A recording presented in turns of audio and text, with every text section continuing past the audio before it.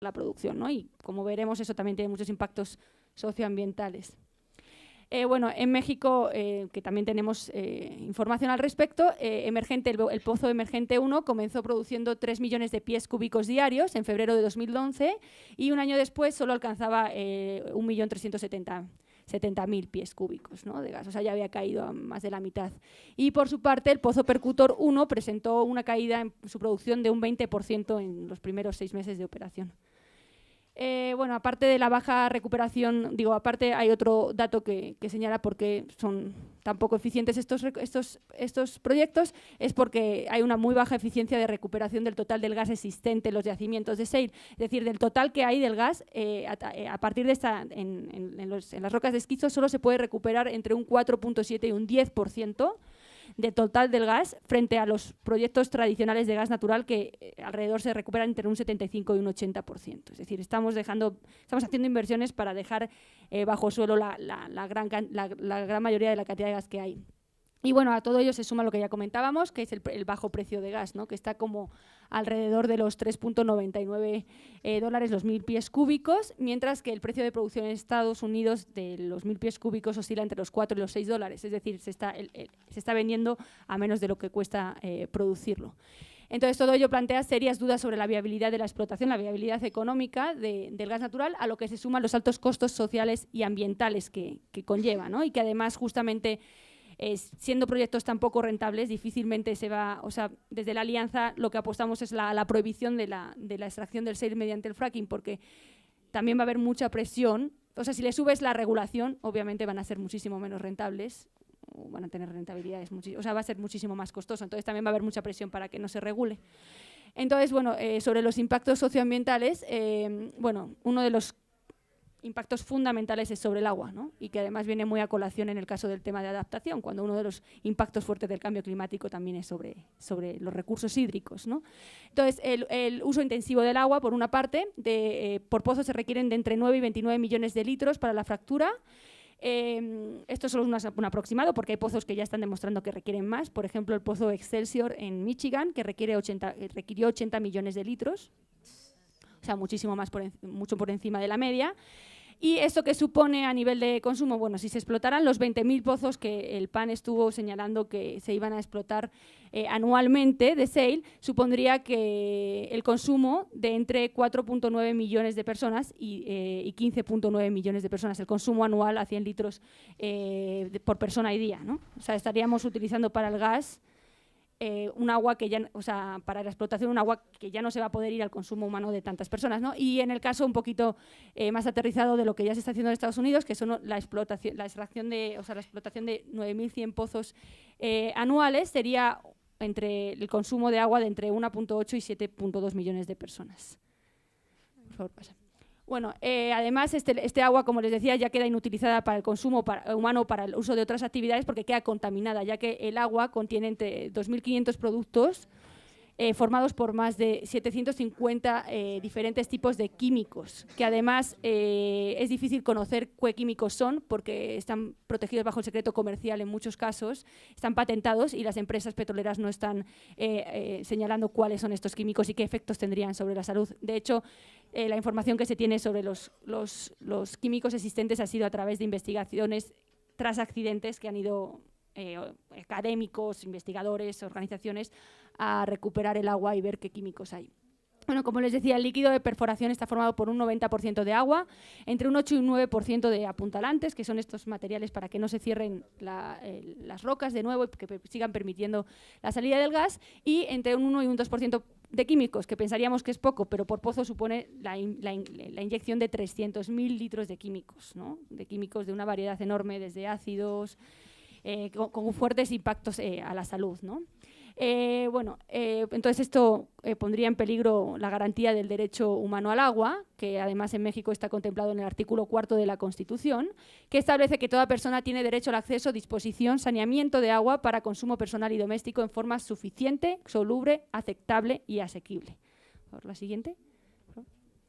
Y otro de los grandes problemas es la contaminación, ¿no? O sea, no solo el agua que se inyecta y que queda contaminada, sino que ese agua también produce contaminación de agua, de otras fuentes de agua, ¿no? Una primera fuente de contaminación sería en la propia, en el comienzo en la inyección del agua para que en el pozo horizontal, perdón, en el cual, bueno, la tubería por la que se inyecta el agua tiene unos recubrimientos, etcétera, etcétera, así como materiales que se supone que evitan las fugas, pero ya sabemos que solo en el inicio de la perforación un 5% de estos revestimientos fallan y producen contaminación de aguas, porque además atraviesan los acuíferos, entonces cuando fallan las fugas van directamente a los acuíferos, ¿no? La segunda fuente de contaminación es, bueno, pues una vez que se hacen las grietas en el subsuelo, bueno, pues es el agua que está ahí dentro, que además el rango de recuperación de ese agua varía de entre un 15% y un 80%, es decir, hay una gran cantidad de agua que se puede quedar en el subsuelo atrapada, que nunca es recuperada como residuo. Esa se puede colar a través de las grietas y llegar también a contaminar los acuíferos, ¿no? Por otro lado, bueno, una vez que el agua se saca, el agua que sí se puede recuperar, el agua residual, pues ¿qué se hace con ella, ¿no? Por un lado se puede poner en piletas, se supone que con membranas de contención, etcétera, etcétera, que evitarían las filtraciones, pero hay filtraciones porque ya están documentadas. ¿Te puedo robar 5 minutos? Lo que pasa es que tenemos votación, tenemos que ir a votar y regresamos. Sí, por favor.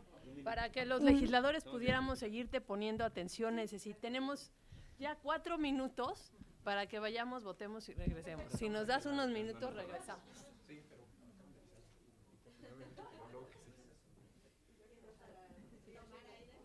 Y perdone, una disculpa. Pues mira, aquí con este. Si quieren. ¿Sí lo paso para allá? Si quieres yo ahí la llevo. A ver hasta dónde llega la cuerdita. ¿Sí? Perfecto, gracias. Ay, bueno, ya. Bueno, pues. Que digas tenga amplitud. Pues es tras. Sí. ¿Dónde está mi presentación? Sí. Sí. Sí, bueno, pues tras este pequeño receso, continúo. Si pueden poner la presentación, por favor. Para que se vean. Sí, claro. Bueno, les sigo comentando la parte de las tinas donde se deposita el agua residual procedente de los pozos, que obviamente viene contaminada ya no únicamente por todos los químicos que se inyectaron originalmente, sino por todos los metales pesados que se encuentran en el subsuelo y con todas las sustancias que están en el subsuelo con las que se ha mezclado el agua, e incluso se han detectado materiales radiactivos en esas aguas. Entonces, como les decía, los ponen en estas piletas y los dejan evaporar, con lo que, bueno, pues efectivamente a lo mejor una parte no se va al suelo, pero se va al aire. Por otro lado, otra de las formas de depositarlo es hacer un nuevo pozo en algún lugar e inyectar el agua en el subsuelo sin saber realmente los impactos que va a tener y mezclándolo con agua de acuíferos. Y una tercera forma es a través de las plantas de tratamiento de agua residual. Municipales, pero esas plantas obviamente no están hechas para procesar y limpiar agua con esta cantidad de contaminantes y con este tipo de contaminantes, y menos aún, ¿no?, con materiales radiactivos. Y bueno, pues otras de las formas en las que se produce contaminación, ¿pueden pasar por favor a la siguiente? Es a través de accidentes.